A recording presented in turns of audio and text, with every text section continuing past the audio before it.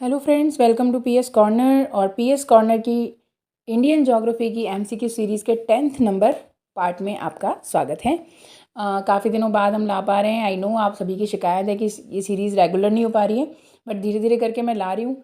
आप तब तक पिछली वाली सीरीज़ भी रिवाइज़ किया कीजिए, हो सके तो इनके छोटे छोटे नोट्स बना लीजिए वन लाइनर फॉर्मेट में, क्योंकि डेली हम 10 क्वेश्चन ही लेके आते हैं हर पार्ट में, तो इतना मुश्किल भी नहीं होगा उनके नोट्स बनाना। तो ये आपके कंप्लीट इंडियन ज्योग्राफी के क्विक नोट्स हो जाएंगे जिनको आप जल्दी से रिवाइज कर सकते हैं। तो बिना देर के आज का पार्ट शुरू कर लेते हैं। क्वेश्चन नंबर 91 हम शुरू कर रहे हैं। इससे पिछले के 90 क्वेश्चन जो हैं, अगर आपने नहीं देखे हैं तो प्लेलिस्ट में आपको इंडियन ज्योग्राफी नाम का एक फ़ोल्डर मिल जाएगा जिसमें आपको पुरानी 9 सीरीज़ मिल जाएंगी। तो आज का पहला क्वेश्चन है, निम्नलिखित में से कौन सा बंगाल के द्वार के समान है। देखिए, एक तो हम पढ़ते हैं घाटियाँ जो कि शिवालिक और मध्य हिमालय के बीच में है, शिवालिक एंड मिडिल हिमालय के बीच में है। उन वैलीज़ को भी द्वार कहते हैं, जैसे हरिद्वार है ना, और पश्चिम में उनको दून कहते हैं, जैसे देहरादून। ठीक है, तो वो उत्तराखंड वाले हिस्से की बात हो गई, दून और द्वार। यहाँ पे लिखा हुआ है बंगाल के द्वार। तो बंगाल के द्वार एकदम अलग स्थलाकृति हैं। बंगाल के द्वार लगभग जो हैं एक तरह से मैदान की तरह हैं या तराई क्षेत्र की तरह हैं, जो थोड़ा सा दलदली क्षेत्र होता है। और इसे ना भूटान का गेटवे भी कहते हैं, यानी भूटान जाने के जो रास्ते निकलते हैं वो इन्हीं द्वारों से निकलते हैं। अगर हम बात करें तीस्ता नदी के पश्चिम से, तीस्ता नदी के पूर्व से ये क्षेत्र शुरू होता है, और धनसिरी जो कि असम में बहती है, ब्रह्मपुत्र की सहायक नदी है, वहाँ तक ये क्षेत्र चलता है, तीस्ता से लेकर धनसिरी के बीच तक। और संकोश नदी जो बहती है, संकोश नदी इसको 2 भागों में बांटती है, पश्चिमी और पूर्वी द्वारों के नाम से। तो ये बंगाल के द्वार थोड़ी अलग स्थलाकृति हैं। ये जो हैं शिवालिक की तलहटी में मिलते हैं, फुट हिल्स में मिलते हैं। तो इसका सही आंसर हो जाएगा उत्तर प्रदेश की तराई पेटी के समान है, क्योंकि तराई क्षेत्र के समान है। जो उत्तरी भारत का तराई क्षेत्र है या फिर नेपाल का तराई क्षेत्र है, उनके समान ये जो बंगाल के द्वार हैं। तो इसका सही आंसर है option number D, Uttar Pradesh की तराई पेटी।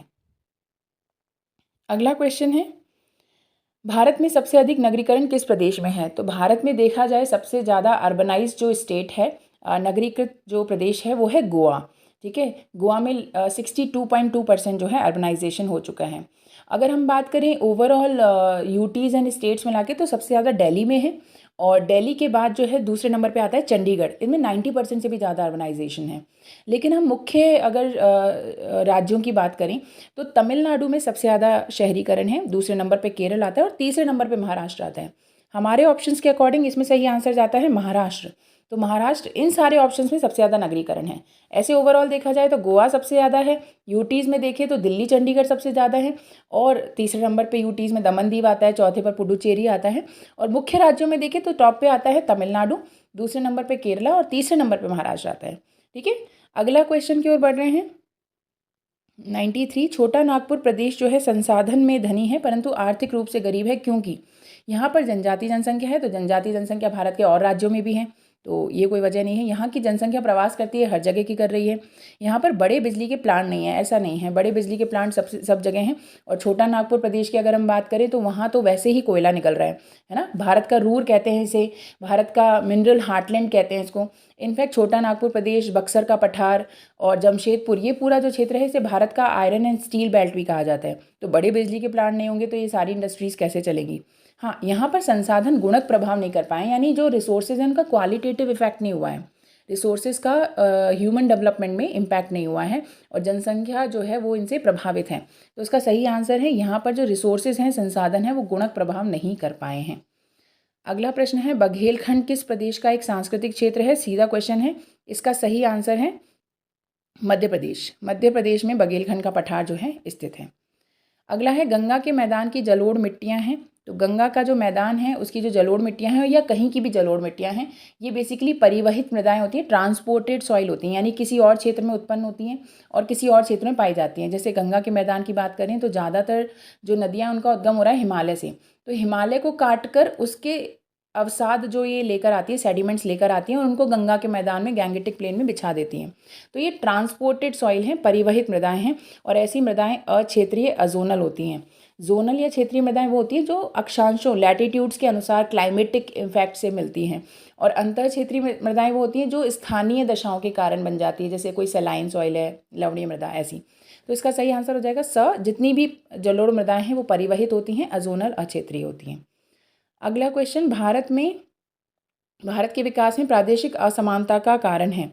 तो भारत के विकास में प्रादेशिक असमानता का कारण देखते हैं, साक्षरता का निम्न स्तर, तो हो सकता है, एक बार रखते हैं इसको, जीवन यापन साधन के रूप में विभिन्न जलवायु दशाओं में कृषि की प्रधानता, ये सबसे बड़ा कारण है कि भारत में कैसी भी, भारत क्योंकि एक बड़ा देश है ना, पूरे विश्व में 7वें नंबर पर आता है, और यहाँ पे जो मुख्य आर्थिक क्रिया है वो है कृषि, लेकिन जलवायु अलग अलग है। तो अगर हर तरह की जलवायु में आप कृषि करेंगे तो किसी जगह तो अच्छा रिजल्ट आएगा, किसी जगह अच्छा रिजल्ट नहीं आएगा, और इसीलिए प्रादेशिक असमानताएं यहाँ पाई जाती हैं। तो इसका सही आंसर है ऑप्शन नंबर ब। अगला है, निम्नलिखित कथनों में से कौन सही नहीं है। हिमालय एक नवीन मोड़दार पर्वत है, बिल्कुल सही है। अरावली अवशिष्ट पहाड़ियाँ हैं यानी रेसिजुअल माउंटेन्स हैं, बिल्कुल सही है।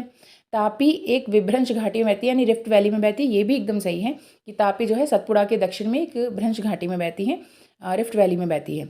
भारत के प्रायद्वीपीय पठार पर बड़े बिजली के प्लांट नहीं है, ये तो ऐसा नहीं है। इनफैक्ट भारत का पहला हाइड्रो इलेक्ट्रिसिटी प्लांट शिव समुद्रम जलप्रपात पर कर्नाटक में ही लगा था। तो इसका सही आंसर हो जाएगा ऑप्शन नंबर द। अगला क्वेश्चन है, निम्नलिखित जोड़ों में कौन सही सुमेलित नहीं है। साल वन पश्चिमी घाट, ठीक है, साल टीक ये सब मिलता है पश्चिमी घाट पर। डेल्टाई वन जिन्हें हम मैंग्रोव्स भी कहते हैं, ये गंगा ब्रह्मपुत्र के डेल्टाओं में मिलते हैं। सागौन के वन ये भी आंध्र प्रदेश के आसपास मिलते हैं, जो कि अर्धशुष्क क्षेत्र हैं। चीड़ के वन, चीड़ यानी पाइन जो फॉरेस्ट हैं, चीड़ के वन जो है तमिलनाडु में नहीं मिलते, ये जनरली हिमालय पर मिलते हैं। तो इसका सही आंसर है ऑप्शन नंबर द। अगला है, निम्नलिखित में से कौन सही तौर से सम्मिलित नहीं है। दक्कन का पठार भूकंपीय पेटी है, बिल्कुल नहीं। दक्कन के पठार भूकंपीय पेटी, मुख्य भूकंपीय पेटी नहीं है। यहाँ पर अगर हम देखें कि एक बार कोयना बांध बनने के बाद भूकंप आया था, पर मुख्य रूप से इसे भूकंपीय पेटी नहीं माना जाता है, स्थिर क्षेत्र माना जाता है। बंगाल बेसिन नूतन जलोढ़क भूमि है ही। गोदावरी बेसिन गोंडवाना बिरचन पे बनी है, क्योंकि जो प्रायद्वीपीय भारत है ये गोंडवाना लैंड का भाग है, तो ये भी सही है। अजंता की जो पहाड़ियाँ हैं ये भ्रंशोत्त पर्वत यानी कि सतपुड़ा के दक्षिण में स्थित हैं ये सब, और ये भ्रंशोत्त पर्वत का उदाहरण है। चिल्का झील उड़ीसा में है, भारत की सबसे बड़ी लगून झील है, सबसे बड़ी खारी झील है आयतन के अनुसार। सांबर झील राजस्थान में है, क्षेत्रफल के अनुसार सबसे बड़ी जो है खारी झील है। बड़खल झील ये है हरियाणा में, और वुलर झील जो भारत की सबसे बड़ी शुद्ध पानी या हम बोल सकते हैं ताज़ा पानी की झील है, जम्मू कश्मीर में है। तो इसका सही आंसर हो जाएगा ऑप्शन नंबर द। ए का डी, बी का स का ब, और डी का सी। सही आंसर है ऑप्शन नंबर डी।